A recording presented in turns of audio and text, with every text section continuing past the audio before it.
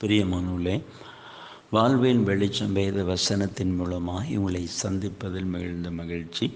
இந்த நாளுக்குரிய வேத வசனம் 118 சங்கீதம் 8வது வசனத்திலே நாம் பார்க்கிறோம், மனுஷனை நம்புவதை பார்க்கலும் கர்த்தர் பேரில் பற்றுதலாயிருப்பதே நலம். பிரியமானவர்களே, மனுஷனை நம்புவதை பார்க்கிலும் கர்த்தர் பேரில் பற்றுதலாயிருப்பது நலம் என்று சொல்லி பார்க்கிறோம். இன்றைக்கும் இந்த உலகத்தில் நாம் பார்க்கிறோம், அநேகருடைய நம்பிக்கை அவமாய் போகிறது, வீணாக போகிறது. உடைய நம்பிக்கை கைவிடப்படுகிற ஒரு நிலையை நாம் பார்க்கிறோம்.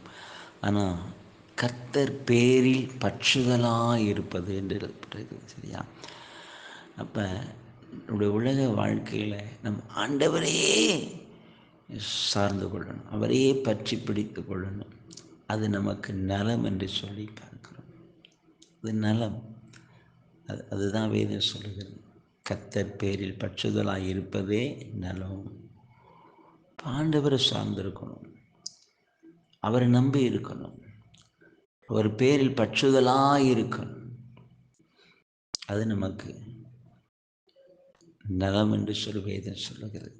இன்னைக்கு அநேகர் தன்னுடைய உலக காரியங்களை நம்பி, மனிதர்கள் நம்பி கைவிடப்பட்டு போகிற ஒரு நிலையை நாம் பார்க்கிறோம்.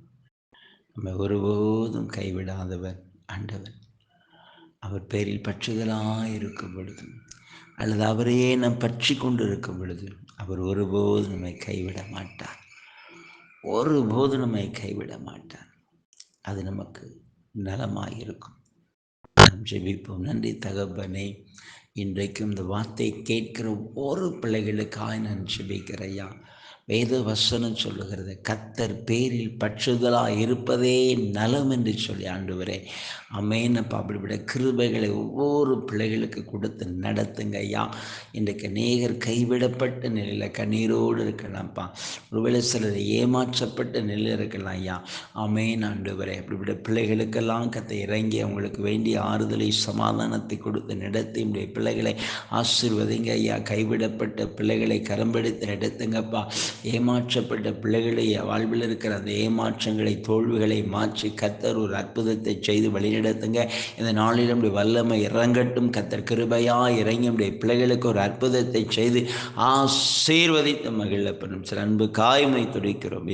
நல்ல பிதாவே, ஆமேன், ஆமேன்.